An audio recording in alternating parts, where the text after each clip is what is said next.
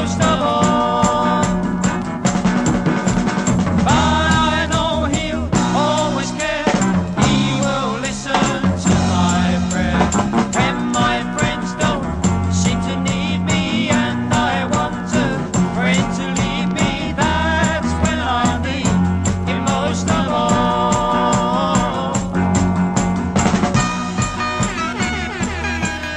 Welcome, everybody, to the drive time edition of Presbycast. For those of you coming off a first shift or coming off a third or maybe starting your first.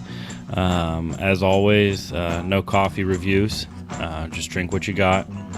We all know it's there.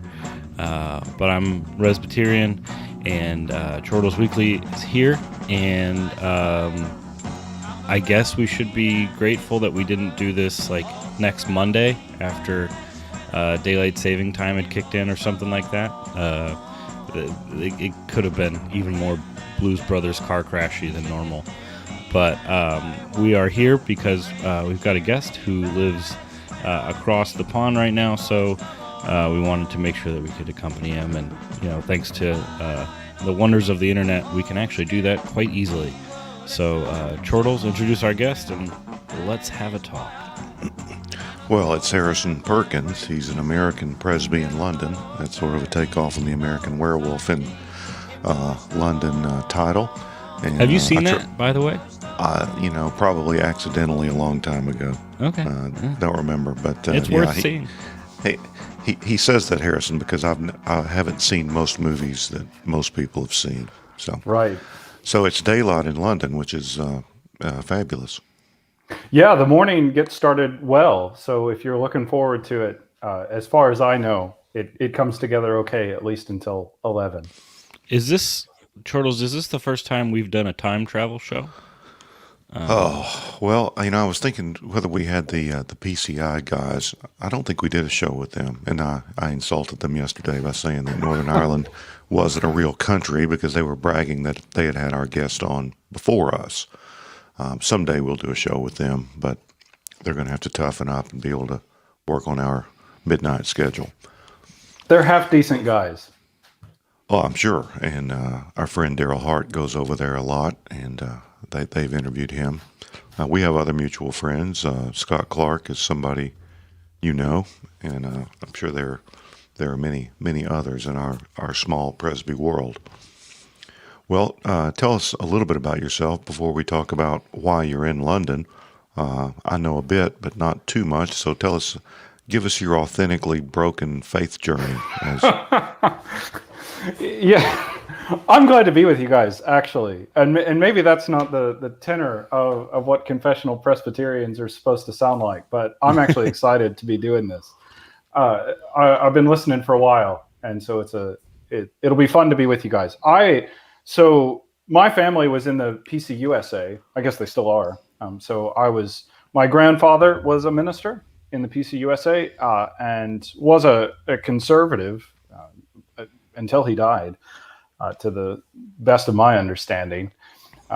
But so that was kind of my upbringing, was the kind of mainline presentation of what Presbyterianism is. When I went to college or university, if there are any folks from over here listening at this time, I kind of got involved in a group of people there on the campus that took things far more seriously, Bible study and learning their faith, and joined a PCA church when I was in university. And I thought, I had never really been taught doctrine, really in the way that we think of it in terms of catechetically and that sort of thing.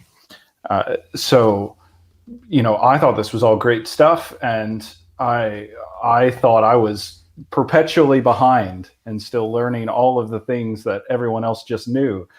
And eventually they said, we think you should probably just go to seminary, because these aren't questions we know anymore.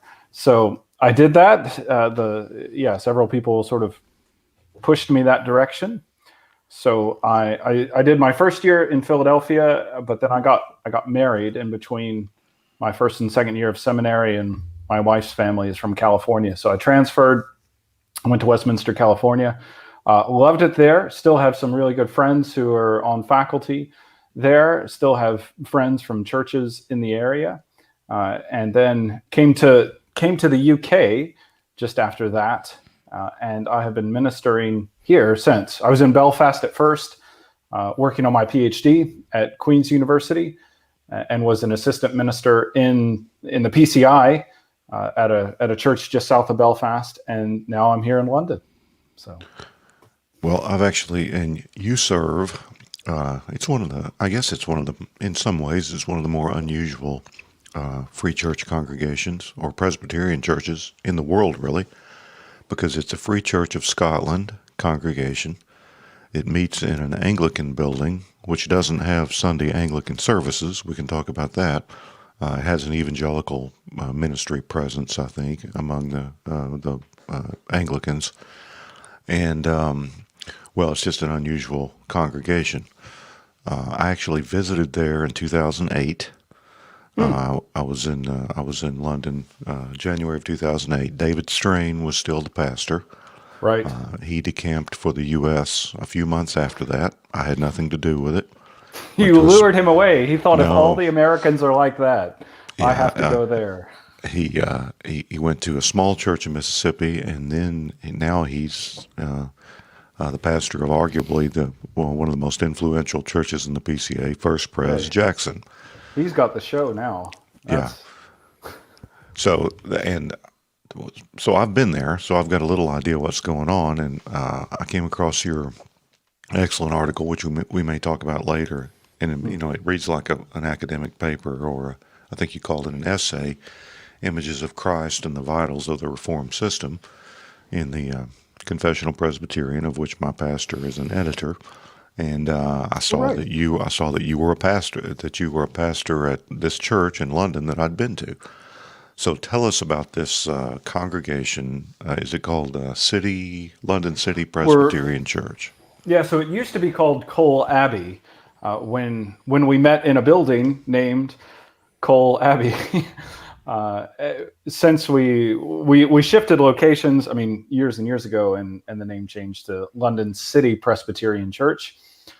And part of that is just we are so we meet 2 blocks north of St. Paul's Cathedral in a little Anglican building. The building we rent is owned by St. Helens, which is one of the evangelical Anglican congregations here in London. And it is an interesting setup. So we are the only Free Church of Scotland in England. So we are the southern outpost of sorts. We're part of the Edinburgh and Perth Presbytery. And back when we were able to leave our homes, I would get to take the train up once a month to fellowship with the brothers in Edinburgh and have our meetings there, which was a good time. It's still good that we can have our things on Zoom, but we are kind of unusual in that regard. We started as post-war as kind of a little refugee church for Scots who were moving south for work in London, really, and wanted to bring Highland worship with them. And since then, I think we are, as if diversity is the buzzword these days, I think we have it. I think our biggest demographic might be South Americans right now, which is an exciting thing. They bring a lot of energy. There's a surprising number of Brazilian Presbyterians who move to London and want to be part of a Presbyterian church. And that's us. Yeah, there you can see our building. There's very few Presbyterian churches in London. I think the city, at least before the Great Exodus, following COVID lockdowns, I think we were 13 million people, and there's 3, genuinely Presbyterian congregations kind of within the public transit system. There's a couple that are a little bit further out, but there's 2 IPC congregations and then us. One IPC, which is IPC, kind of started with connections to Francis Schaeffer years and years ago. So they're kind of in the same PCA network of sorts. But there's one of them out in East London. There's another one out in West London, and then we are kind of smack dab in the middle of the city as you get, which makes us a commuter church, certainly. But everything is a commuter endeavor in London, really. So we were singing 2 psalms and 2 hymns every service, preaching the word, and that's.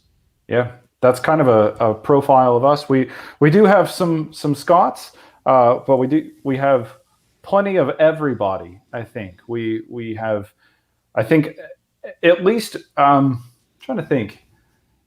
There's been some people who've had to move home in recent months, but until very recently, we had somebody, I think, from every continent except Antarctica in our congregation. Well, you need to work on that.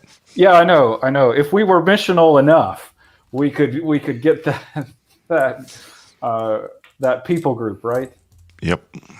Yes, all 12 of them, and the penguins. Yeah, a penguin or something. That'll.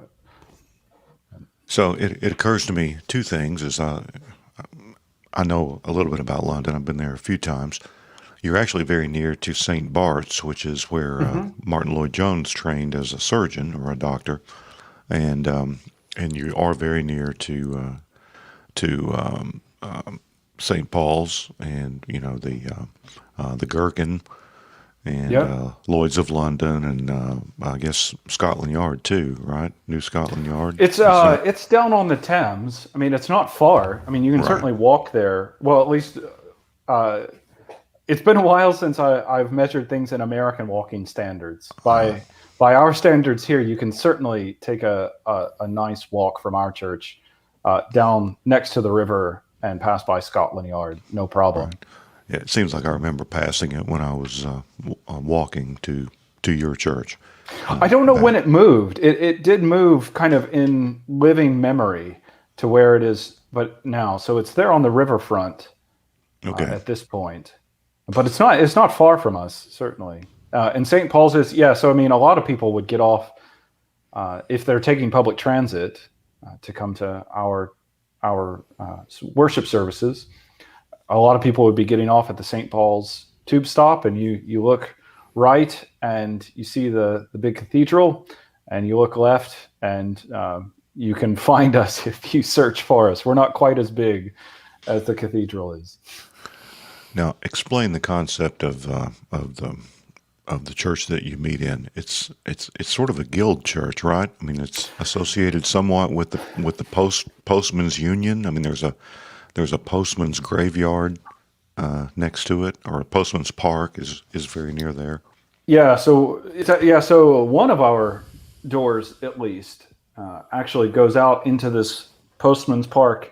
I don't actually know the background to the park itself. That's an interesting question. I probably should look into it. The building where we meet is kind of one of these extra Anglican properties, which is a slightly different conception of the church and what it's doing with its properties than I think most of us would be used to, especially in the States.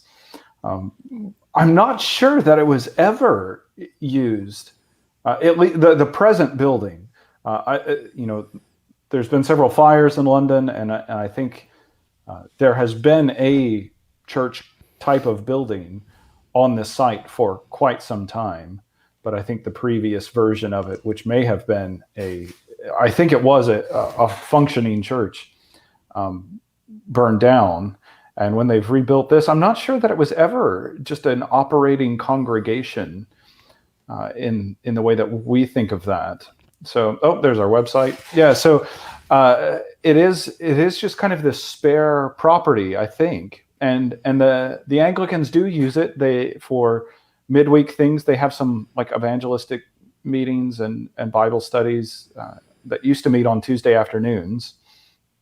And then I think an orchestra also uses it for practice on some Thursday nights, at least when orchestras were able to be in the same room, which also happened to be when we would have our midweek prayer meeting, and oftentimes our session and deacon's court meetings. So we were competing with the orchestra. But we have it on Sundays, and it's a good central location. It's a good space. If we do get to the article in the Confessional Presbyterian, it has some inconsistencies with that, which is the main complaint I have about it. But at the same time, I'm thankful for a good space to meet and have people in central London. I mean, yeah, it's a thing to be thankful to God for, that people in central London are gathering to worship God and sing psalms and hear the word, explained from a confessional position. So, Yeah, and you mentioned the international character of your congregation. That's another thing in common with Lloyd Jones in the old Westminster Chapel. That he had a lot of people from all over the empire, which still sort of existed at that time, and they took his influence elsewhere.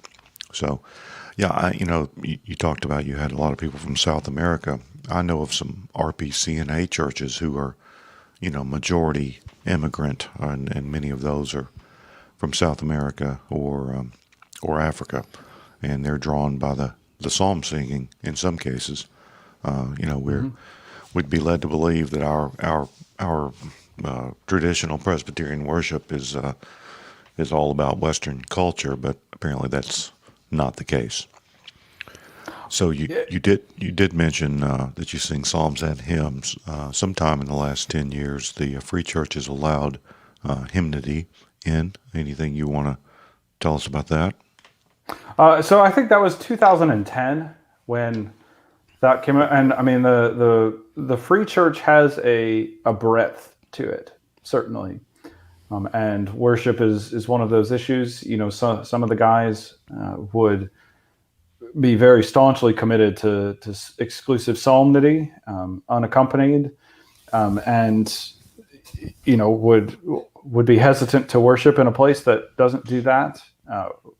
Other congregations have been more enthusiastic to embrace newer hymns and that kind of thing, and newer styles. I mean, I have a lot of sympathy with as you mentioned, I know Scott Clark, and I consider him a good friend. I don't know what he would say about me. That's a different thing you can take up with him. And I think I'm probably cut from his mold, and I would easily be enthusiastic to sing more and more psalms. I don't presume that I can write a better song than God can. Well, that's just humility. That's all. And there's nothing more relaxing than humility. The famous Presby. Oh no, he spit his coffee or tea or whatever that was. Are you drinking from a Bernstein Bears mug? No, I am drinking from. So there's Oh, okay. If we were in America, so it's from Geneva, and Okay. there's which way am I going? There's Calvin's Saint Pierre or Saint Peter's, if you want to anglicize it. The color scheme made me think of a Bernstein Bears book. Yeah, it's not the most. It's not my favorite. It's from Starbucks. Geneva Starbucks. Okay. Yeah, so it's probably an interesting combination of Calvin's church and something that probably wouldn't appreciate Calvin's church. But Well, speaking of Geneva, you're in the Free Church of Scotland, which 1843 split from the Church of Scotland, something like that. That's exactly right. And interestingly enough, at the auditoire next door to Cathedral Saint Pierre, it's pretty much been taken over by the Church of Scotland. It is. They It is meet a there. Church of Scotland congregation now. So you need to go over there and run them out and take that over. That'd be a good project for you. Well, yeah, and right now it may be empty. So I think some of our congregation had attempted to attend there when they were there on a Sunday a few years back, and they said they couldn't quite bring themselves to enjoy it. Well, when I was in Geneva, they actually had the cathedral closed because they were doing a national TV broadcast for the 500th anniversary. I sort of snuck in a turret or something and looked down. But the Free Church of the Church of Scotland was having a conference, and I just slipped in as if I were an attendee. So I got a good. All you have to do is carry a clipboard. You can get in anywhere. I had a sport coat on, so I was in like Flint. But yeah. So what's it culturally? What's it like? And we will talk about COVID in a minute. But how foreign is confessional, simple Presbyterianism to London? Or does it work there as well as anywhere? It's an interesting thing to consider because there are two aspects to it. Because I think in the States, a strong sense of denominational loyalty is part of what rubs people the wrong way, and the kind of institutional nature of denominations is one of the hard parts for kind of generic evangelicalism to accept in America, whereas denominationalism is more part of the fabric of how people understand churches here. So, the fact of belonging to a denomination is not the unusual part here. And the kind of independent, standalone evangelical church is certainly more unusual and probably raises more suspicions to a good number of people here, and especially, when I was in Northern Ireland, there's a strong sense of thinking denominationally across that island. Even especially if you went into the Republic, I think to suggest to them something besides the Roman Communion and the Church of Ireland, they would already not have a category. But if you were to suggest something if you were to say, well, we're a different denomination, we're the Presbyterian Church in Ireland, they would have some familiarity with, okay, I know what you were talking about. But if you were just to try to start an independent church, I think they would find that totally foreign. Now, it's still, there is some of that, and the Baptistic flavors of congregations here, some of them are more or less independent.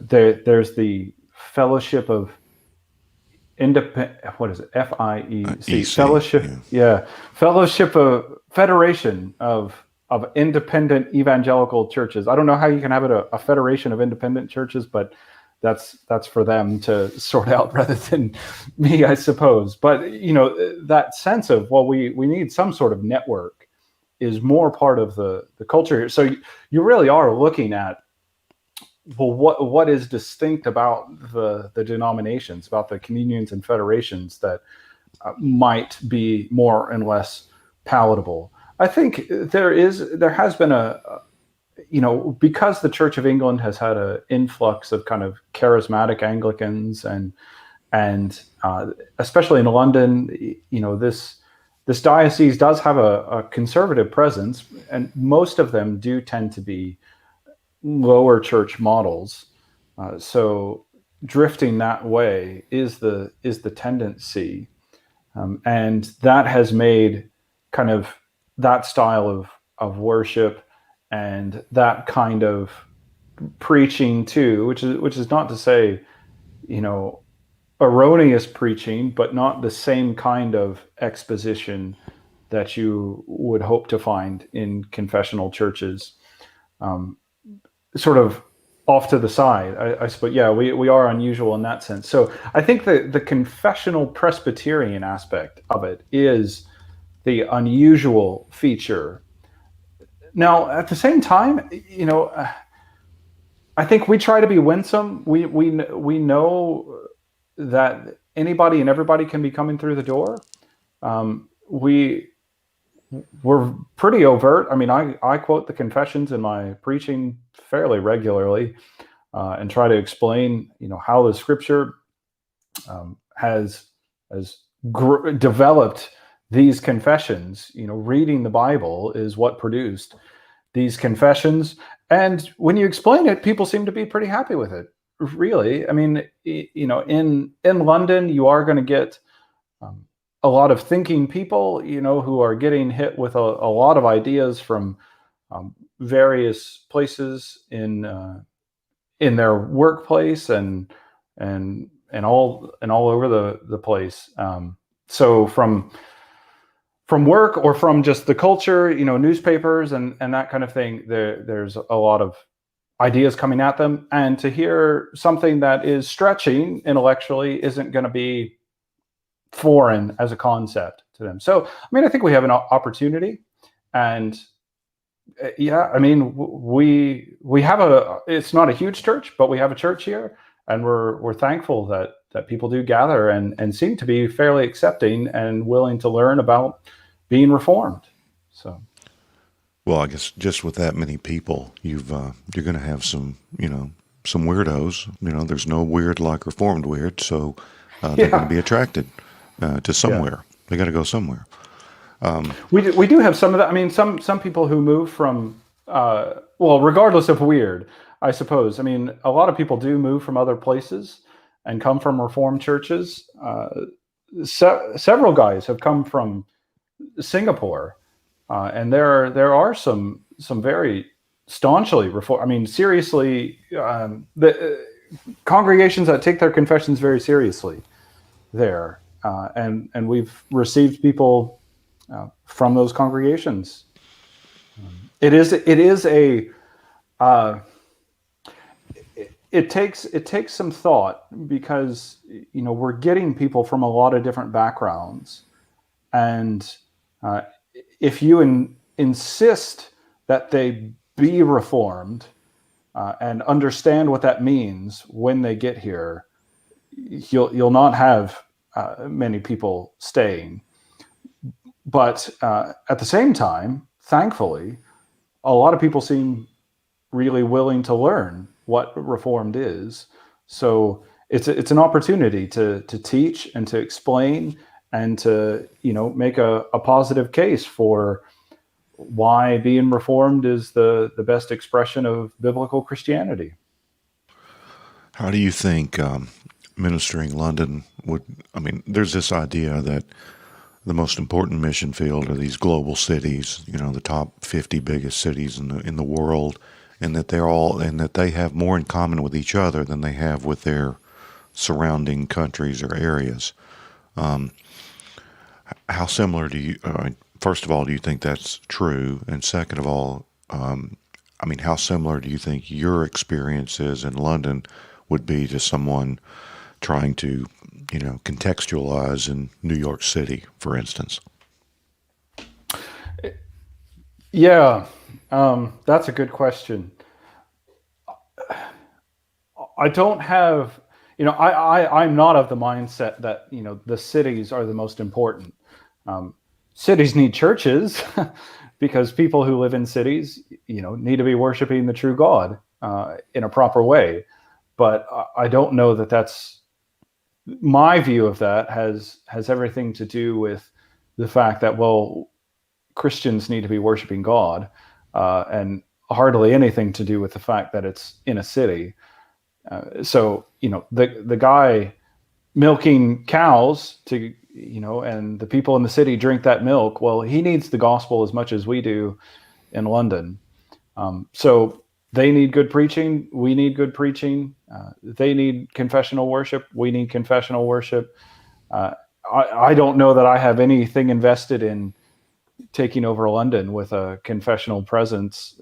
I'd love to see there be lots of confessional churches, but do I have any hopes of it being a Christian city with Christian coffee roasters and Christian dog walking and whatever else you want to be doing? I have no hopes of that. Have you ever considered there at the church having ballet dancers during the offertory? No, Okay. I just, no. I mean, it happens in cities, and I just wondered. I had to No, ask. when you look at our session, I apart from their willingness to do it, I'm not sure that I hope they'll not be offended if they listen to this. They don't strike me as the most amiable guys for that you'd pick first to do ballet dancing. Yeah, So you wouldn't want to probably let them do it. They probably wouldn't look good in the outfits.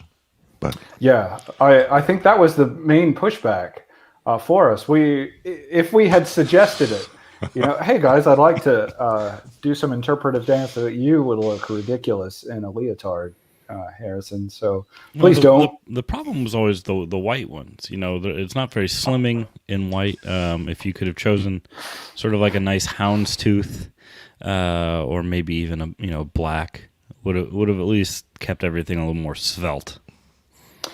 Yeah, I suppose there are better strategies than just the least flattering approach. But no, we have yet to do anything of that nature. We do tend to be a word and sacrament kind of church. Actually, in contrast, the free church tends to have a very simplistic, maybe that's not the right word because that sounds derogatory, a very basic liturgy. It's kind of the sandwich approach of you pray, you sing, you read, you sing, you preach, you sing, and then you're done. So yeah, I think some people don't know that in a Scottish church you wouldn't necessarily have the doxology and a confession of faith and confession of sin and all those things. It is more like sort of like a PCA church might do on Sunday night. Pretty spare service that in some ways resembles more an old Baptist church, just in form in the U.S. than the more developed, maybe continental liturgy that a lot of American churches have. But you say you sing at least 2 psalms. How do you accompany? Is it guitar, piano, a synthesizer? Yeah, a Moog. So for our psalms, they are unaccompanied. So we have Cool. a group of people from our congregation who are very competent presenters, and so they'll help us. Whoever's preaching tends to pick the songs, but the presenter will find the right tune and lead us as we sing these psalms. For the 2 hymns that we would do, we have a keyboard. Yeah. So, and occasionally so the building does have an organ, and occasionally we're able to use it. We have fewer people who know how to play the organ than play the keyboard, so that's a more sporadic rotation for that one, and especially in the last year and a half.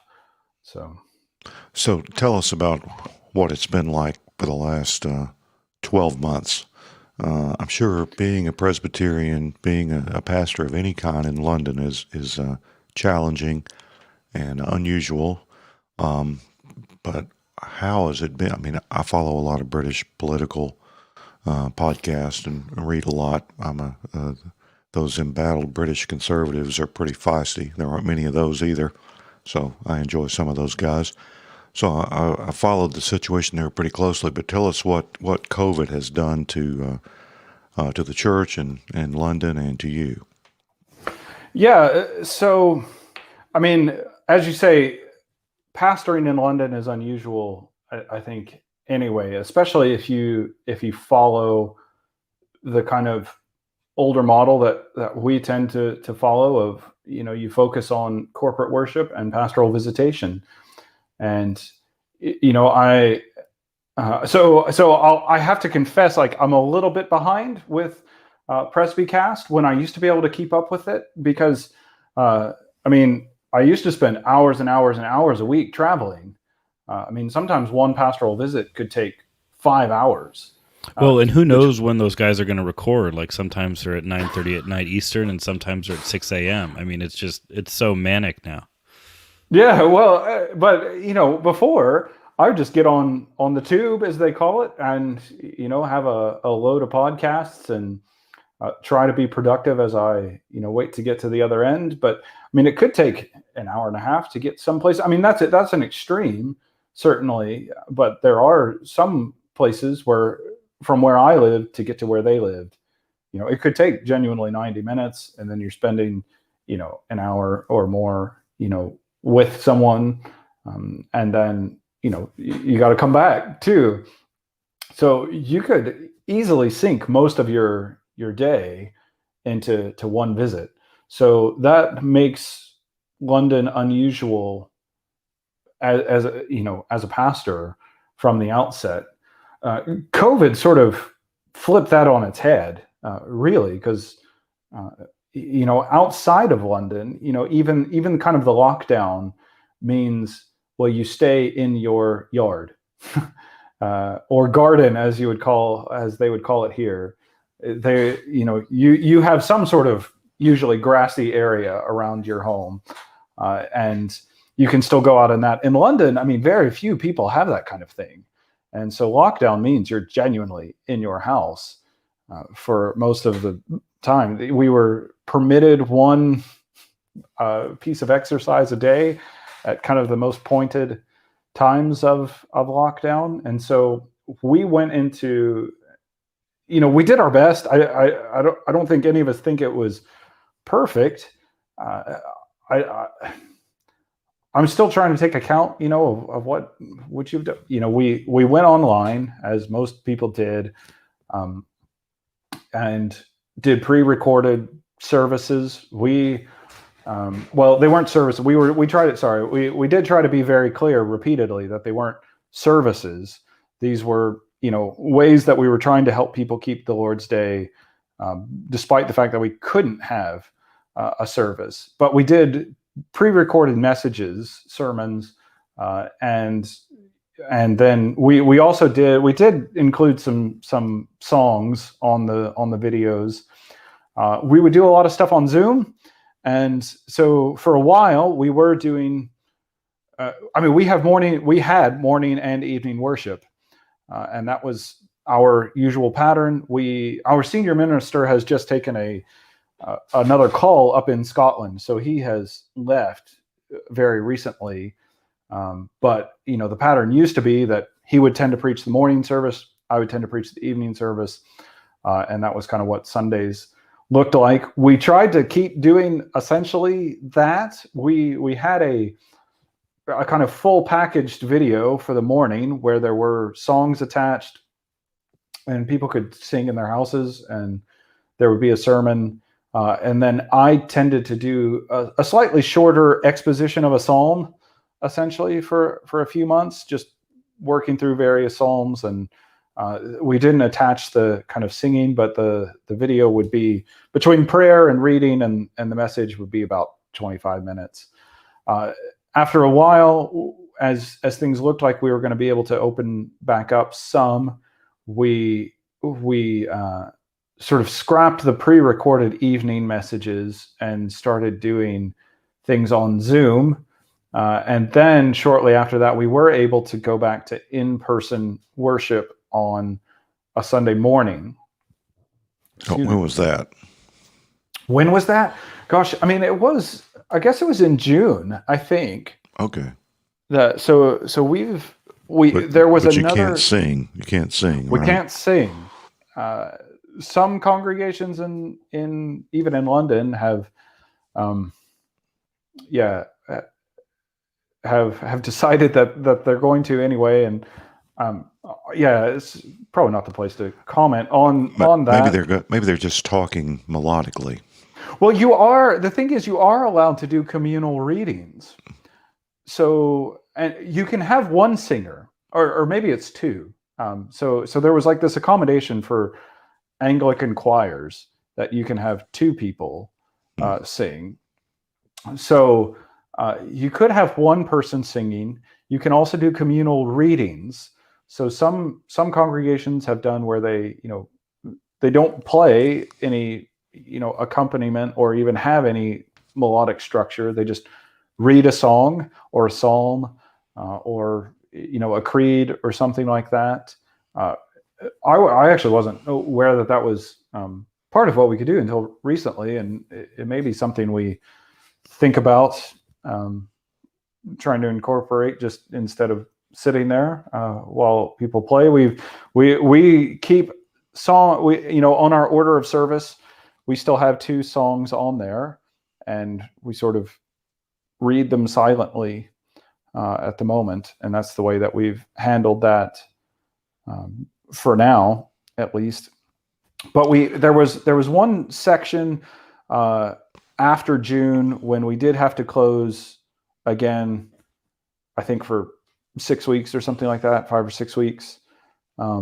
But for the most part, since last June, we've been able to meet for morning worship, and other congregations are able to do, they have their morning and evening services logistically, because we're not a local church, and everybody has to travel, and because of other aspects of our building that we don't own it and it's been shared, and there are some other things that come along with that.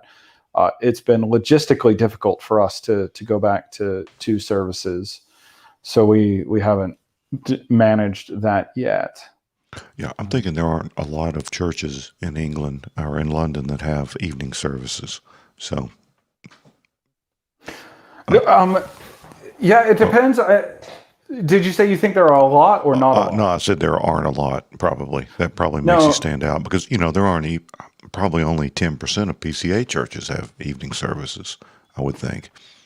Yeah, I think that's true. And I mean the 2 other, the IPC congregations, at least in normal times, we're having morning and evening worship. But that's probably there's a Free Presbyterian church congregation in London. I'm not sure what they do, but I'm guessing that they have morning and evening worship. And then a congregation called Grove Chapel, which I think is a confessional. I mean, my understanding of them is they hold to the Westminster standards, but they're independent. So, I mean, Howell Jones, who was my seminary professor at Westminster, California, used to be the pastor at Grove Chapel. So I'm assuming that there's a genuinely reformed dynamic to that congregation. We have relationships with them, and we get on well with them. They're just not part of a denomination. And as much as I understand. There's also the EPC-EW, which is more not in London, but across England and Wales. Yeah, they certainly do. And as far as I know, I mean, the closest EPQ congregations, as they're shorthanded here, are sort of a bit just outside the wider London map. So we know some of those guys, and have tried to do things with them the best we can over the years, especially before lockdown. So the guy who just planted in Oxford a few years ago, Andy Young, he's a great guy, and we've had good relationships with him and interactions with him. He's, I think, the easiest to access, but then I think there's one in Chelmsford too. So all of those guys would have morning and evening worship. They're just not in London. So we are going to be unusual in that regard. And even when I was in Northern Ireland, the EPC congregations, Evangelical Presbyterian Church, which is most like the OPC in America. I know we have an EPC, but the EPC Northern Ireland is vastly different. Far more conservative. They would have morning and evening worship, but most of the PCI congregations had moved away from that. Not all of them, but certainly a fair amount of them. So I think it is an unusual feature. It does tend to be the conservative and the confessional denominations that still maintain morning and evening patterns. Yeah, I guess it's just not hard to be distinctive over there. I mean, you're going to be unusual anywhere, even in the U.S., but certainly over there. What is the so? Have you seen a great toll on your attendance or people's interest or people's mental health or anything like that over the last year? Well, yeah, certainly I think the biggest pastoral issues I mean, God has blessed our congregation. We are continually and deeply thankful. We haven't had to, I mean, there have certainly been struggles with family members and that kind of thing connected to our congregation, but we have not had to bury anybody. We don't have any funerals that we've had to do because of COVID. We have not, gone under. Certainly, things have changed, but God has protected us. I mean, even in terms of serious cases. I mean, there was one back last summer. There was one, really bad scare about one of our members who had COVID. But I think that was the only very serious case of COVID that anyone, properly speaking, in our congregation had. Now, certainly family members, and a few people had it, but younger, sort of stronger, more resilient members got it and sort of, rode out the 14-day, really pointed isolation and we're fine after that. So we're thankful for that. Mental health has been kind of the ongoing pastoral issue and trying to keep track of people and deal with isolation and separation. It's hard when you feel like you don't have that fellowship, and especially for our congregation, which isn't local, I'm thankful that we're not the kind of like show up and don't have fellowship and just sort of have this experience. We do a lot of things to encourage and facilitate being together, having fellowship, having connection between our members. We want to be a genuine church, and at the same time we realize we're not a local community church in the traditional sense. And when you are, I mean, so to give you an idea of, if I were to start at the member where the members live furthest east and go to the members that live furthest west, for me, if I'm taking public transport, riding the tube or buses or whatever, that's going to be a 3-hour trip. Right. So, I mean, now there are certainly people between there, so not everybody's 3 hours apart. That's the extreme by far, but that is part of our congregation. So when people live that far apart, it's easier to feel disconnected when you can't see each other, and you can't go to a Thursday time of prayer and kind of see the people of God, especially when there's not even Sunday gatherings. So that was difficult. Well, and that's not a unique. I mean, my church is sort of a regional church because we sort of offer something you can't get elsewhere in the way we worship, for instance. And our members would be, even in a car, you could probably we've probably got a 2-hour span from east, west, north, south as far as members, maybe more. A lot of OP churches certainly draw from a large area. Oh yeah, ours is we're a 40-minute drive, and there's a couple others where it's at least that many, and it would be longer if we didn't have like direct interstate freeway access. So I mean, it would yeah. If the OP could just do some demographic research and choose the highest weirdos per square mile population density, that would be really helpful. They'd have a mega church. Yeah. I don't know if the world could handle it, but so that there are no I mean, some guys in the PCA, they want to go back to the parish concept where they think everybody should live within walking distance of the church, but that's just not going to happen in many places. And it Well, tends if everyone to, would just repent of their sin and become Presbyterians, we could Well, probably that's true. accomplish something. That's true. But what you face there is not unlike what a lot of, especially more confessional Reformed churches face in the U.S. So, and that's a challenge. There are downsides to that. It does make it hard for some people to come to midweek things or evening worship, and that's Yeah. that's everywhere. And Well, that's, you do. I mean, sorry, go ahead. No, go ahead.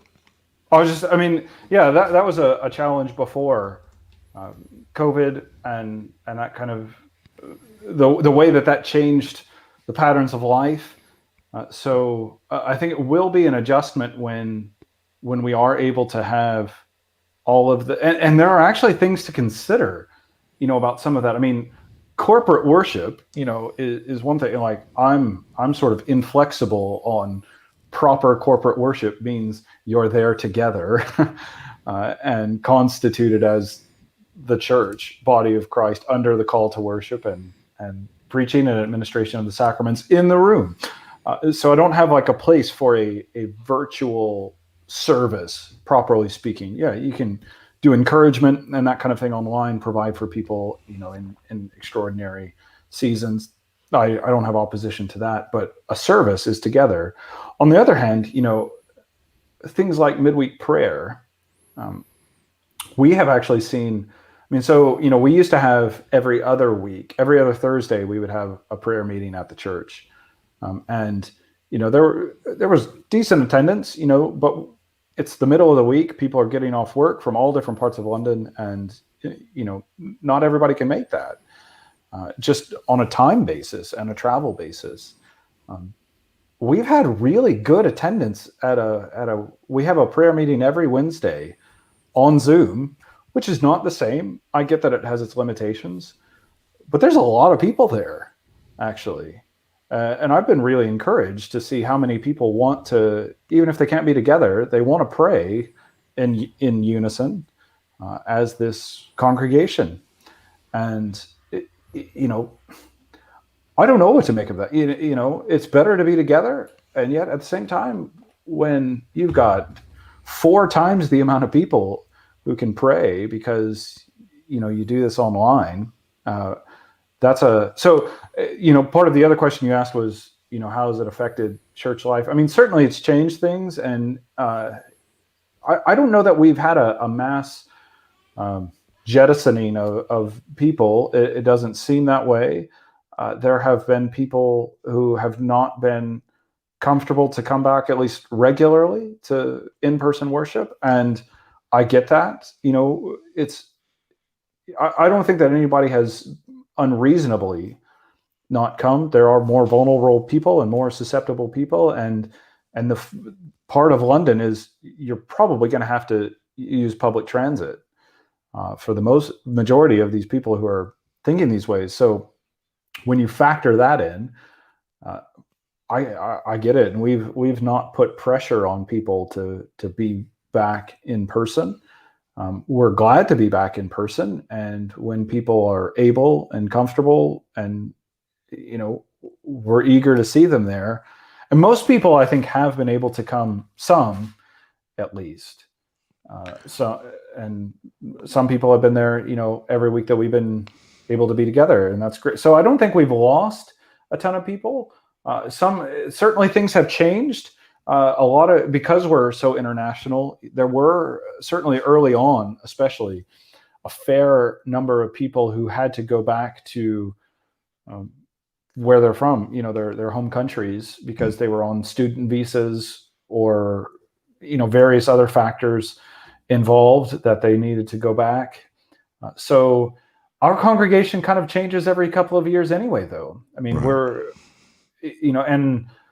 and there's something, there's a sadness about that, and it does take more effort. There's also some good things about that I think we have the opportunity to see a lot of people who move here to study. I mean, a lot of it is based around universities in London, and students move here and find a church for a short period of time, and a lot of times we end up being that church because we are actually central London, and are close to, at least central to places where they're going to be living, or where the universities are, and so we end up being fairly accessible to them. And for some of them, we're the first time they encounter confessional Reformed worship, and we get to be their exposure to that, and that's an exciting thing. It also comes with its drawbacks, that there's a high turnover. So I don't know that the turnover during COVID was necessarily incredibly unusual. Right. It was somewhat unusual, but not strikingly so, where it took us aback. But God has blessed us, even in the last few months. We've seen visitors, Right. and people coming back, and Yeah, because you're open. That's one of the reasons. yeah, I mean, that is one of it. Some people have started coming to us because they've said, you're meeting, and we want to be somewhere where the church is meeting. And I think that certainly the shape of church patterns of church life in the UK and in Greater London especially have changed. I don't know how long that will stay in effect, but yeah, you are seeing some people that are coming to us just because we are meeting, and some people though who have moved here or become aware of what Reformed churches are. And so I mean, it's not. I don't think it's just people who are going to go back to somewhere else when it opens. I think that we have seen new people come and become part of the community, and going through the process of joining is harder now. But a lot of these people are not people that I wouldn't be surprised if a lot of them join. And the longer this sort of goes on, like the longer y'all meet while everyone else doesn't, or for whatever reason, that actually sort of lets you sink hooks in to visitors a little bit longer, is you do start to adjust sort of the rhythms of your life to your new routines and systems, and all of a sudden, even when the others open, you're like, well, I don't want to go back. And I think you and you can certainly make the case that you shouldn't. I think it's a tough call, and I think there probably will be a lot of pastors who are going to lose good congregants for it. But I respect the priority of trying to just get around people, and we've had visitors for the exact same reason. Well, before we let you go, we want to talk about, well, it should be obvious to people that you have a special interest in worship. You're something of a scholar, too, and you're very humble about that. You could have touted some of your teaching associations and things like that. I know you teach at a couple of places. Since you teach in Edinburgh, I should say one of the low points of Presbycast was when I interviewed Ivor Martin, and I asked him if he'd ever been to a Taco Bell. Or maybe it was Bojangles or something, but he didn't know what to say, and I didn't blame him. I actually remember that one. Yeah. Oh boy! And you still came on, but you are interested in worship, and you've written helpfully on it. Tell us about why you think why you have that special interest, and you can also talk about why your conviction about images. It's probably a little unusual, because the building that you meet in does have an image of the second person of the Trinity, as we say. So tell us about, just briefly, this thing you wrote, Images of Christ and the Vitals of the Reformed System. It's one of the strongest and clearest exhortations on the Second Commandment that I've ever seen, and I think a lot of people. I'll link to it again. But I think it'd be helpful to people. But why is this your interest? And well, just give us a rundown of your worship convictions, and especially regarding the Second Commandment. Well, it is. I mean, I think most broadly, when we think about worship is as the opportunity that God has appointed for us to come into his presence, that's an amazing thing. And we need to take seriously what it means to be in the presence of our God. And to know that that should be a genuine high point of our week, to gather with our Maker and Redeemer, and to be welcomed into his throne room and to be addressed by God himself. So that brings worship to a fairly critical point in our thinking. We need to be serious about it. We need to take it as a weighty matter.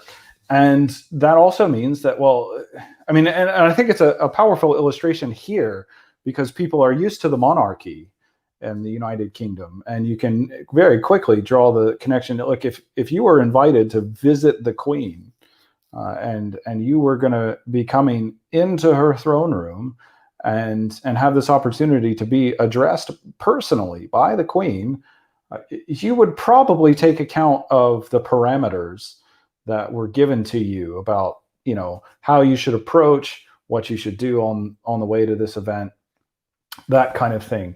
So I think that we need to be careful to listen to what God has to say he wants for our worship. Not just because we're mindful of the fact that this is God and he gets to set the rules, so to speak, about how worship happens, but also because God has promised to use worship for our benefit in a certain way. So he's told us, I will bless these activities when you do them. So we need to be careful to do those activities that are attached to God's promises, which are essentially ministry of the word, the administration of the sacraments, and engagement in prayer. These are our means of grace. And so we should be committed to those things. And why we would want other things when God has not promised to use them, I don't know. I find it hard to understand that rationale. If you want to do other things for fun throughout the week, that's fine. But, it doesn't seem like a reach to say for 70 minutes, once or twice a week, if you have morning and evening worship, let's just do the things that God has said that he'll use. So I think that's the broader framework. We take worship seriously because God has promised to use it. And in worship, when we do the things God has appointed, we're in God's presence. And, where else would you want to be? So I think that's the starting point. Then the images issue, I suppose, it's perhaps one of the most specific aspects of this discussion, I guess. And if you can focus on the broad things, but sort of shifting away from that usually starts in the particulars, and then the broad picture, decays because the specifics have been compromised or taken away. So the images thing started. So that article actually began as an essay that I wrote in seminary for one of my classes. And I wrote it because, I was kind of seeing this pattern of presbytery candidates taking exception to, the prohibition of making images, particularly of Jesus Christ. As people would go through licensure and up for ordination and that kind of thing, it was just kind of a pattern and just kind of accepted. Like, we're not even really worried about that. We take that for granted that it's okay to have that exception.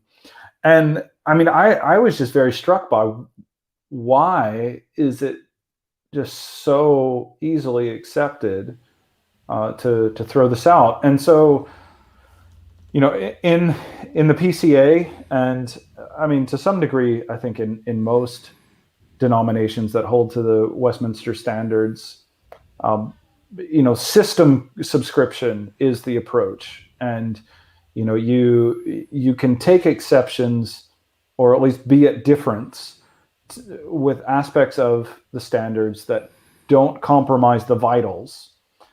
That's kind of the phrase, things that don't strike at the vitals, exceptions that don't strike at the vitals of our faith. We often say more than semantic, but not striking at the vitals. When there are some exceptions that are very minor and really over terms, but and a lot of people don't think that the exceptions to the second constitute anything very important, but that's not your view. No, so this article in particular is making the case that, in fact, if we consider how making images of any person of the Trinity, but I mean, I guess in particular respect to Jesus Christ, the incarnate Son, well, what does that mean for the rest of our doctrines? Is this genuinely an isolated thing where it's like, well, here's our system of doctrine, and now here in our ethical practice, we can just kind of, you can go either way on this and it's perfectly fine. So I think the first thing is, I hope this is kind of an exhortation to thorough faithfulness. I don't know why we kind of have this view at times that, well, churches are great as long as they're doing, these 2 or 3 things, as long as they're nice people and have programs. It's like, well, do I want those congregations not to be there? No, that's not what I'm saying. But do I wish that we would all be as faithful as we can be to the Word of God? Yeah. And so I think this is one way we can consider that. In this article, I mean, I just kind of tried to relate, well, what does it mean for the rest of our system if we start making images and using them, just making them, regardless of how we use them? What does it mean? And so kind of the usual debate is in Christology itself. And I try to summarize that at one point, but I didn't want to get sidetracked in rehashing a debate that has happened, time and time again between Lutherans and the Reformed even. This has been the debate of what does the images mean about Christology. So I was taking it through, well, what about the regulative principle? If this is part of our covenant theology and our doctrine of Scripture, that God determines the grounds on which we approach Him, which also means our covenant theology, defines and outlines our ecclesiology. Well, what does making an image mean for that? And I think it compromises it. Then what does it mean for theology proper, and for our anthropology and our Christology if we make an image? And it seems like the repeated pattern throughout history is that people, like, when they make an image of what they perceive to be God, it tends to look like them. And we make God after our own image rather than submitting to the fact that we are made in God's image.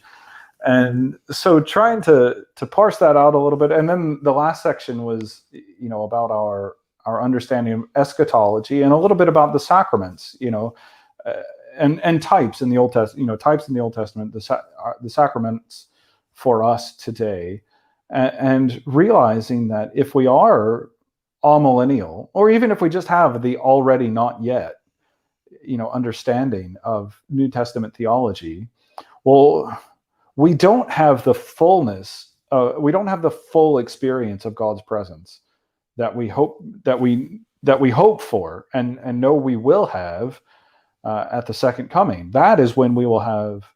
I'm not trying to say you don't have a genuine and full relationship with God, now, but we don't see God face to face. Jesus Christ Himself is in heaven, and He is not with us, and He in that absence, I think we're not supposed to try to overcome it. We are supposed to live in the tension of it, that we are waiting for our future hope. And so if Christ is not bodily present with us, how do we live in that tension? And we realize, well, He has made Himself present, not visually, at least in terms of depictions of Himself, but through the preaching of the word, through the administration of the sacraments, and in particular the Lord's Supper.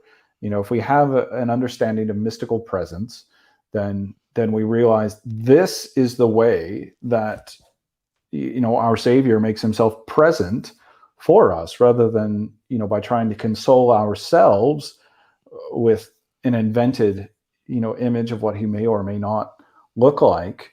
Well, we submit to the way that Christ himself says he will be present with us. When 2 or 3 are gathered in my name, which is if we look at the New Testament pattern of using in the name of Christ, it's very clearly about formal gathered worship. This isn't, when 2 or 3 of you are in a room and you pray together, and there's nothing wrong with 2 or 3 Christians praying together. It's just the promise for I will be present with you is for formal gathered times of worship. And then Christ gives us the supper in remembrance of him. That is, as 1 Corinthians 10 tells us, a participation in his blood and a participation in his body. And so we realize that the presence, the means by which Christ gives his presence to us is receiving him by faith, and that the visible manifestation of that is in the supper, rather than some painting or sculpture or something. So submitting to the actual structures of Scripture and of doctrine, and then in particular of our own Reformed confessions as a system of doctrine. I think one, it tells us we shouldn't be doing this, that this actually is, making an image strikes at the vitals of the way we understand church, the way we understand God and ourselves, and the relationship there, and the way we understand eschatology and the sacraments. But further than that, I also, that's the kind of grumpy confessional Presbyterian, argument that, well, we shouldn't be doing it, so don't do it. But then on the other side, I think there is a positive argument to supplement that of why would you want to do this? This isn't the means that God has promised to use, so quit wasting your time. This is expended effort that you don't need when Christ has actually promised to grant his presence to us, and we can enjoy that. And so we should depend on the means that he has promised to use, rather than these silly other things. It demonstrates a confidence in the means of grace and the sufficiency of Scripture if you carefully abide by this. Yeah, we don't need other stuff. If we're actually properly minding how God has instructed us to worship, actually, we're probably not going to feel a lack. It is an interesting thing. I've actually been very thankful. I've been encouraged in recent months. People have been in touch about this article, and it seems that presbyteries are actually circulating it, or at least recommending it, and using it. So, I expected just it to kind of appear for a week or two and then disappear into the ether. But I've been thankful that actually it seems like it's getting some attention, and I'm not thankful for my sake, but I think the issue is important. Well, it's been out for a while, right? Yeah. So I guess 2018 is when it came out, late 2018. So I was thinking longer ago than that, but you say you started it even when you were in seminary. Yeah. So I probably wrote it in 2015, and then I was in touch with. So Chris, I don't know if you know Chris Coldwell, but he's the editor that I know at the Confessional Presbyterian. Yeah, he's the publisher. Yeah. Yeah. He's a great guy. I really enjoy working with Chris every time I get to do stuff with this journal. I just think he's one of the most helpful, knowledgeable, and just, he actually makes a contribution as an editor. He doesn't just flag things that, somebody didn't like this. He actually reads it. He pays attention to what you've said. And makes helpful suggestions for improvement. So I kind of floated the idea to him. I think it was probably in late 2017. So it was maybe not that long, a year and a half or so after I had written it. We had some back and forth, kind of beefing it up from what it was.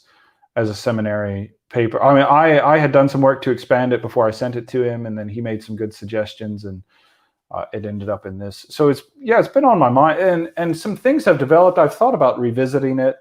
I was scanning through it this morning because I thought we may chat about it. There are a couple of places where I kind of thought I could probably tighten that up, but I don't really know what to do with it in terms of overhaul. So I'll probably just leave it. But I do hope, these things are available online now. I mean, even the Confessional Presbyterian is on more databases for students, seminary students, and alumni of seminaries than it used to be. So it's accessible.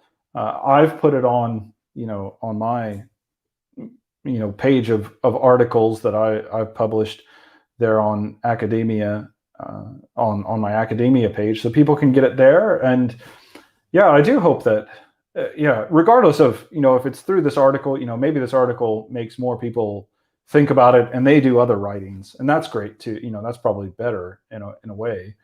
But I do hope it gathers attention for the issue, because it is just odd. I think, why do guys want to be in the PCA?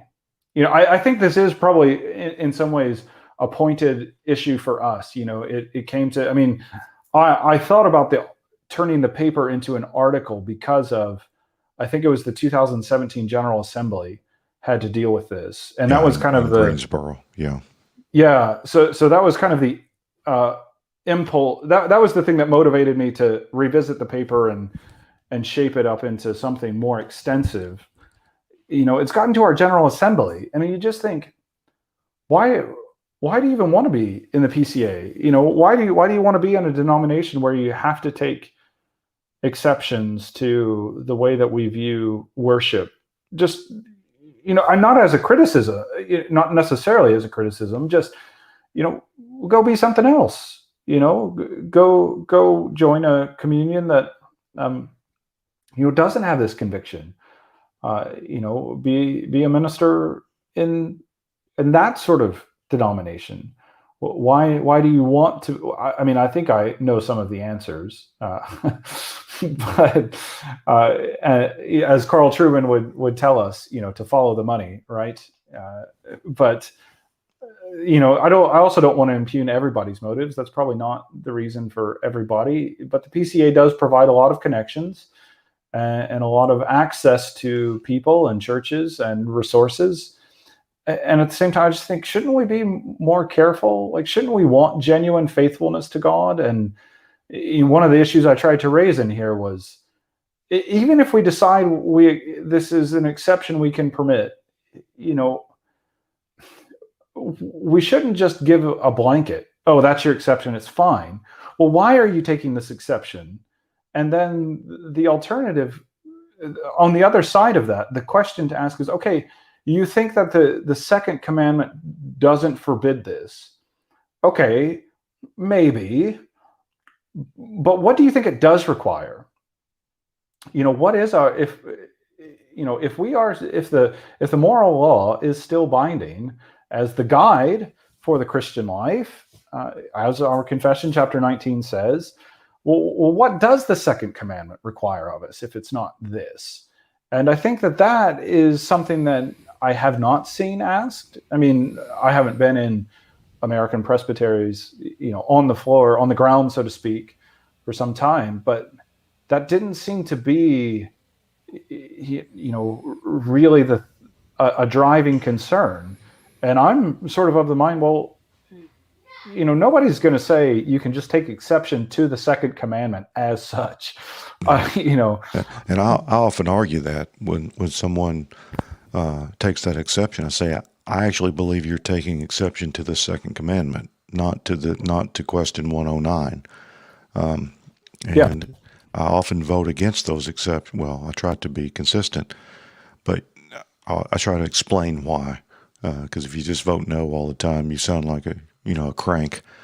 But I think you make this point in the article. I didn't have time to reread the whole thing. But if you we derive largely we derive the RPW from the second commandment. So if you fudge on one part, you're probably opening the door to all sorts of worship deviations and variations.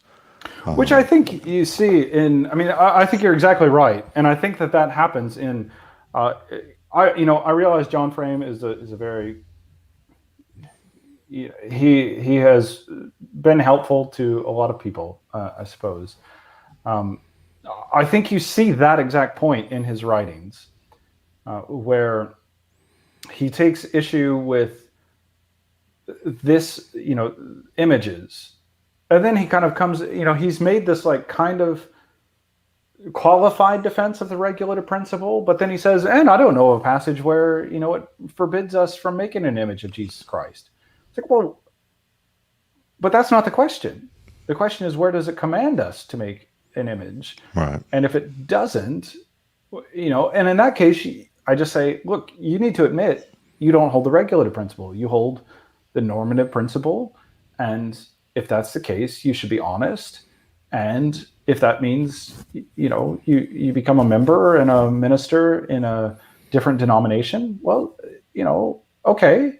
Like we don't, that doesn't mean we can't get along and be friends or something. It just means you're somewhere else. I always thought, and I actually just noticed this, so this is me unlocking recent knowledge. So buckle up, this could get rough. But talking about the regulative principle, and especially saying, it doesn't say to make images, but where does it say, you shouldn't?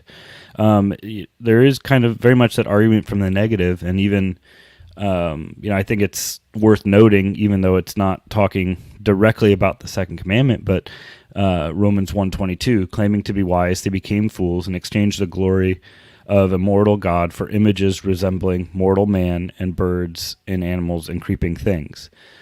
So they're there's Paul right there talking about, making an image of a mortal man is not going to capture anything divine.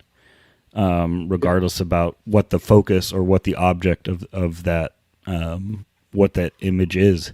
And for that to be included in Romans 1 would seem to be like a pretty big red flag. Don't do that. If we really believe that the heart is deceitful above all things, right? If we believe the scripture when it says that, shouldn't we take Calvin seriously when he says the human heart is a factory of idols? And instead of trying to find reasons for, to justify all the things that we'd like to do in worship, because I think that tends to be the argument for a lot of guys and a lot of people. Well, I find it encouraging. I'm blessed by that. I enjoy that. And I think, I don't mean that people aren't well-meaning when they say that. Just at the same time, I think what they ultimately mean is, I like this. This is enjoyable. And, well, so, I hope that people enjoy worship. I do. Like, I don't want it to be miserable by any means. But at the same time, I don't know that enjoyment, and because worship is supposed to be formative.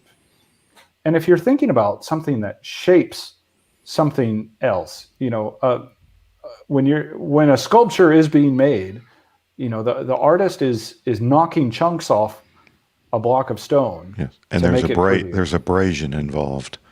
Right. So if the argument is, well, I enjoy it, that could prove to be valid. At the same time, if that's our starting point, we should probably think, yeah, but the scripture tells me the heart is deceitful above all things. So maybe I should at least question this and ask, well, why do I enjoy it? Because it sanctifies me. It drives me to trust. I enjoy the preached word, I hope. and part of the reason is not necessarily because this is fun. It's not that it makes me laugh, but I enjoy it because Christ preaches peace to his people through his ordained ministers, as Paul tells the Ephesians. That's one way of thinking. Well, I find this helpful and enjoyable. If it's like, well, I enjoy it the same way I enjoy a video game or a hair metal song. Okay, well, we should consider that more thoroughly and ask, maybe this is even something on images. It's not the case, but there may be things that you enjoy that is totally fine to enjoy them, outside of corporate worship. If you want to talk about some other topic, if you want to tell jokes, if you want to see a stand-up comedian, that's fine. I don't have an objection to that. If you're doing that on Thursday night, if you want, if somebody enjoys ballet, that's not me personally, just to play my cards. If somebody enjoys that though, and they want to attend to that, that's fine. But I don't know why we put it in the worship service. That's and if the thing is, well, I think that's really nice and enjoyable. Well, okay, do it some other time. Do it on your time, not God's time. He's not said to do that, so let's not do it. And if you're just wanting it because you like it, well, maybe this is an opportunity to be sanctified and reshaped. I mean, and I think I'm consistent with that. There are things that I will argue for things that I think worship should be this way, even though, like, if I were inventing the rules, it's like, well, I would enjoy that more. But this is what I think God's word says. So we're gonna not do that, within the sphere of it's my authority to and my place to make the argument and put things forward. I'm going to argue we don't do that, even if I would like it.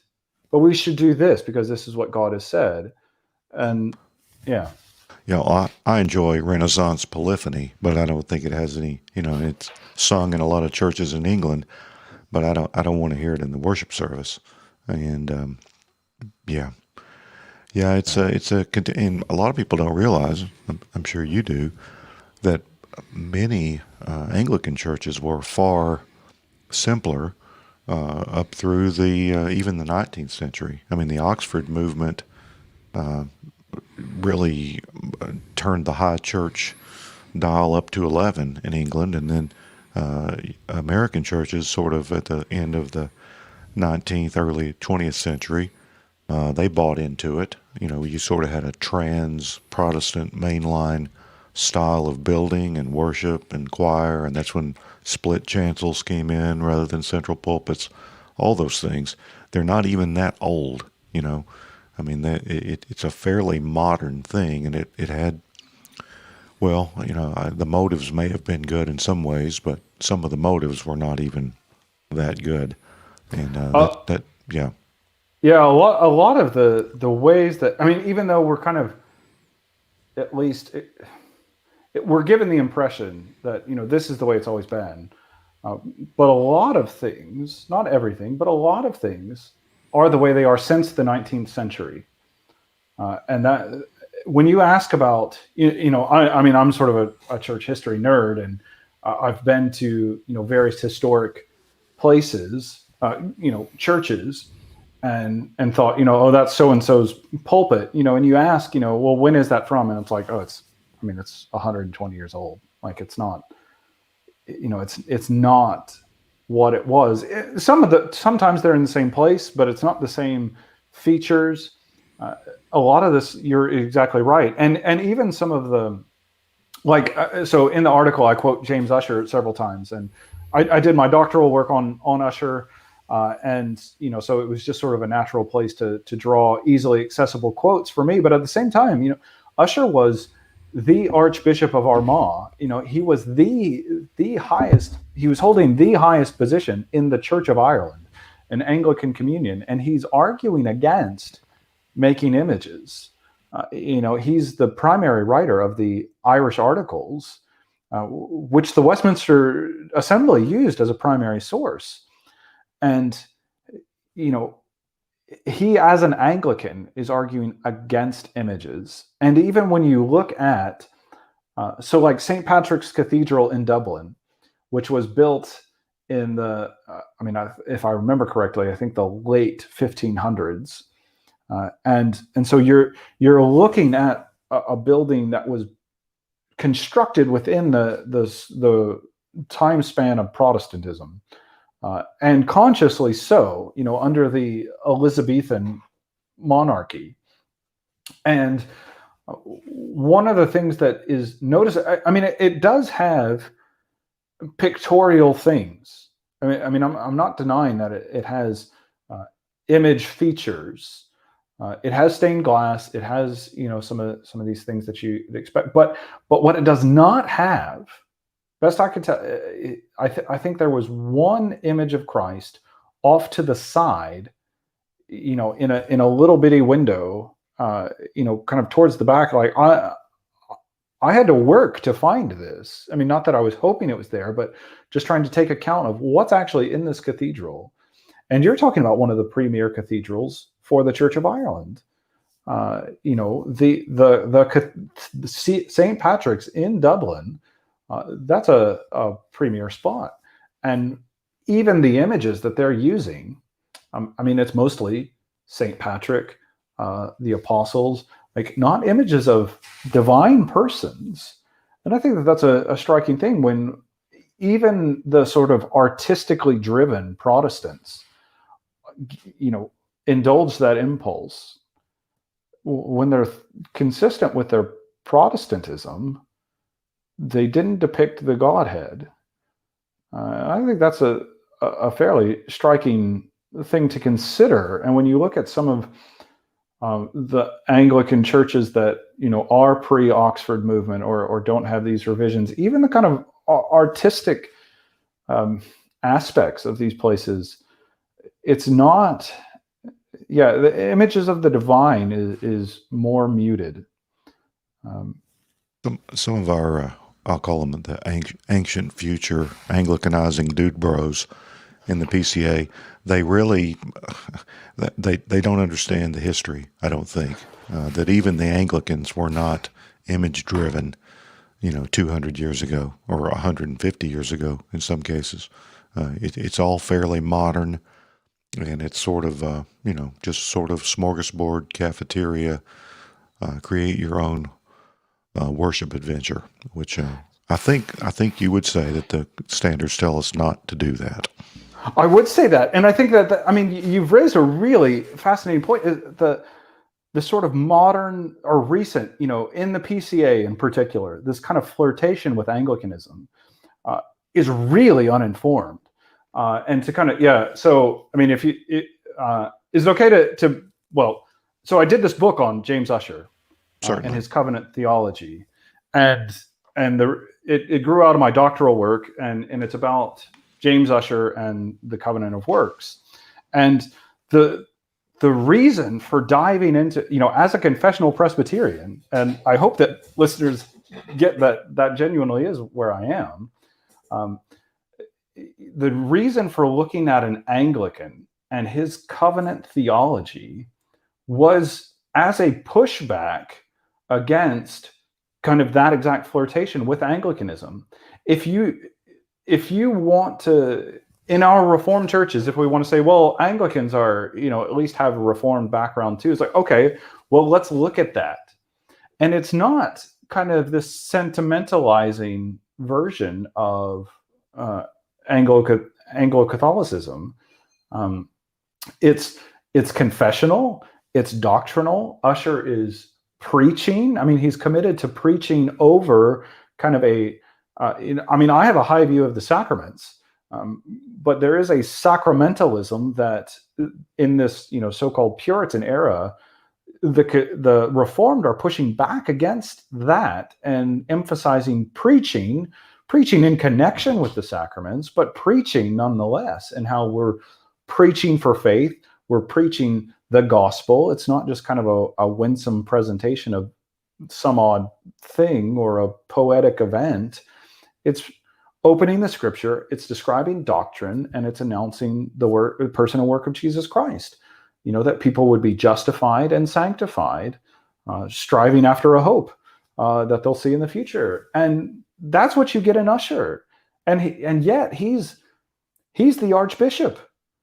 He's the head of the Church of Ireland. He is the primate in the highest see in the Irish established church. And yet it's hard to find somebody who is clearer about kind of these classic Reformed categories. Even very specific things like covenant theology. And so if we want to look at Anglicanism and say, what can we appropriate from it? Can we find, if we have very basic liturgies, is there something that kind of the Reformed Anglicans might offer us in terms of richer liturgical thoughtfulness? Perhaps so, and that's one thing to say. On the other hand, if you really want to say, I kind of just like the Reformed aspect or the Anglican end of the Reformed tradition, it's like, okay, but they're talking about the same confessional categories as we are, and there may be some flourish on it, but it's far more muted. The stuff that the guys are really flirting with isn't Reformed Anglicanism, it's Anglo-Catholicism. And that's kind of the pushback. I hope that I realize the Usher book is kind of a really academic thing, and not a lot of people are going to read it. But I hope the pushback and the value for the church is not just, here's an Irish guy who taught covenant theology, but if you want to see what Reformed Anglicanism is actually like, it's confessional. And actually, if you want to look at Reformed Anglicanism to appropriate things, quit looking at Anglo-Catholicism and look at actual Reformed Anglicanism rather than that mess. Yeah, and we've sort of made the analogy before that, like, you can't just buy one bite of a burrito. Like, you have to buy the whole burrito. Normally, we've done that. The whole thing. Yeah. Yeah, I mean, normally we've said that with regards to sort of the left end of the spectrum, but there's a sense in which it can be true here. It's like, okay, if what if the Anglicanism you're claiming to want to flirt with is actually a lot more like the Presbyterianism you're trying to get away from? I do have to say, if that burrito is fattening, it is delicious, and I hope that more people find themselves in that spot. Well, I think that, a lot of this is kind of, there's a grassrootsiness to the PCA, and I appreciate a lot of that. And, some of these guys are, I think, trying to take, denominationalism and perhaps the authority of the office a bit more seriously. And, if, it's not weird to wear, a tab collar here and be a Protestant. But that's because Presbyterians here do it too. And, to say in the States, I'm going to wear it because, the Reformed Anglicans do it. It's like, well, but they don't in America, Right. So you've got to contextualize stuff. I mean, right? the Oxford movement's goals were to raise the esteem of the ministry and the church in the eyes of the people and make them take it more seriously. Maybe some of these guys have similar motivations. Have you read the book When Church Became Theater by Kildee? No, but that's a fantastic book. If you read that, we'll do a show on that, because I want to do that show someday. It's more about architecture, but a lot about the Oxford movement, how church has changed. Yeah. When Church Became Theater, spelled the English way, R-E, by a lady. Her last name is Kildee, K-I-L-D-E. Well, I know you want to get down the pub for some bangers and mash for lunch. They're closed right now. Oh, yeah, I know. Yeah. So we don't do beer reviews. That's one of our Reformed rules here. But what's your favorite pub when they were open? What is my favorite? One of the things that you actually find over here is that they're kind of all owned by the same overseeing group, and they kind of become Witherspoons. Yeah, so there was Yeah, basically, and Fuller's, and those I are love kind of the Fuller's, big. actually. So there was a pub where we used to live in North London. Oh gosh, I can't even remember the Tally Ho. The Tally Ho was the name of it, and they had really good deals on. So I mean, you could get a plate of fish and chips with a beer for, I think it was like $7.99, and I mean you can pay $4.99 for a beer Yeah. some places. So we really like that place because we're cheap. Yeah, there's a couple of interesting spots down on the Thames. There's a place called the Anchor. I don't know that the selection is necessarily amazing, but they've filmed actually quite a few movies at it.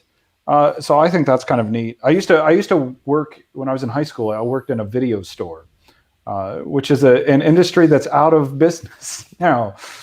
So I suppose I'll have to explain to my children, one day. I used to work in this thing called a video store where we had physical movies, and you could pay money to take them home for the night. But so I've watched a lot of movies, and so like Mission Impossible, the first one, had a couple of scenes in this pub. So I think it's a neat one. Have you been to Ye Old Cheshire Cheese on Fleet Street? No, I haven't. That's one of the oldest in London. You should check that out. It's a Samuel Smith's pub, so the beer is really cheap too. Okay. Yeah.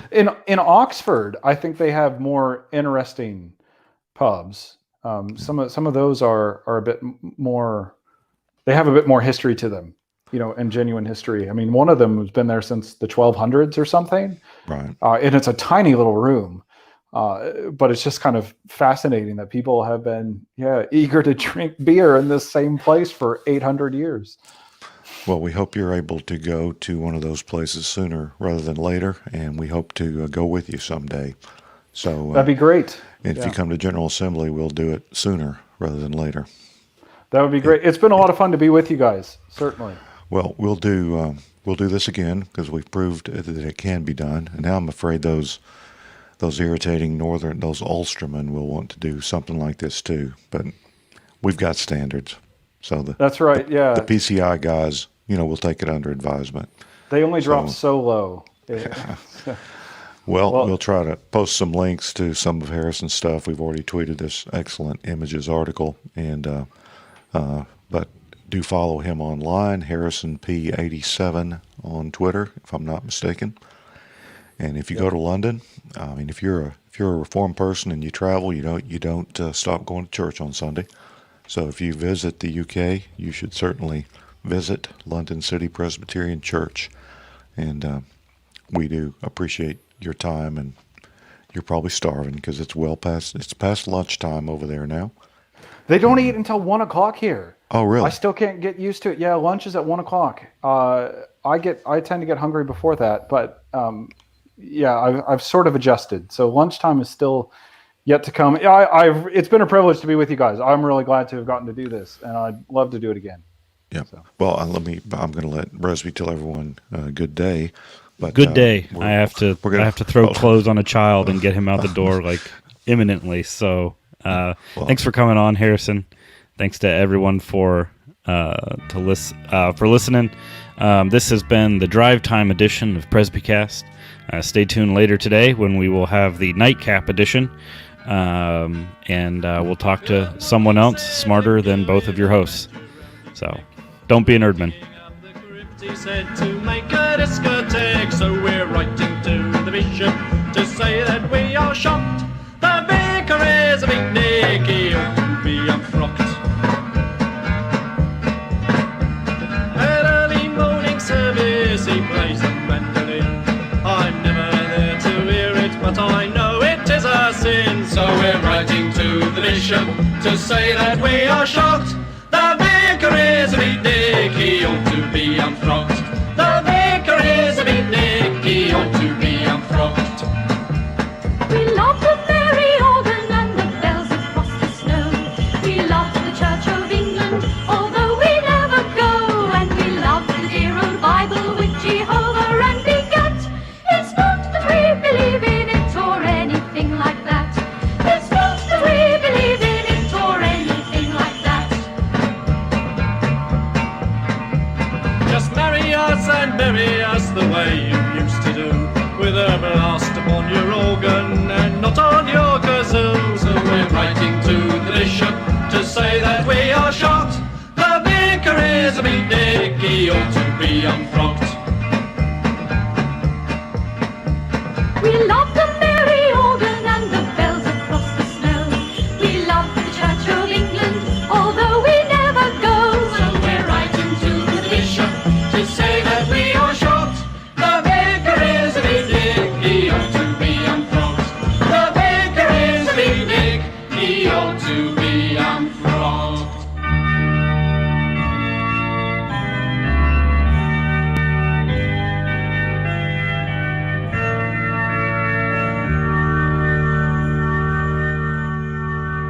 Magic on the internet worldwide.